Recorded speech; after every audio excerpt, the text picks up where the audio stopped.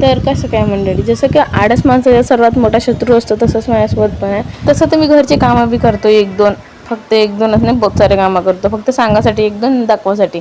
आता मी पूर्ण कामं दाखवतो नाही शकत ना की मी हे करतो म्हणून, पण मी सर्वच कामं करतो. तरी माझी मम्मी म्हणते कास करतस म्हणते दिवसावेळात. म्हणून मग मला असं वाटतं की कुठतरी जावं, जॉब करावं, बढिया बाहेर राहावं, पैसे कमवावं. पण मी नाही जाऊ शकत, जाऊ द्या. कामं करून मी आंघोळ केलं तर मग मी सॉफ्ट लावत होते चेहऱ्याला. माझं तर बहुत जास्त खराब झालं माहिती आहे मला, पण याच्यासाठी मी का करू मुझे नाही पता है, क्योंकि कारण मी गावातली पोरगी आहे ना, आजपर्यंत मी कधी मेकअप बी नाही केलं. म्हणून मला कोणी जे सांगितलं की हे लावत जावं चांगलं होते, तर मी ट्राय करून पाहतो की चांगलं होऊ शकते का नाही म्हणून. हे गोष्ट पण बरोबर आहे की जर माणूस दिवसभर घरी राहिलं तर तो बोर बनून जाते. दिवसभर आळस येते, त्याने दिवसभर झोपायची इच्छा होते. जाऊ द्या, आपण आपला आळस दूर करण्यासाठी मेहंदी काढावं.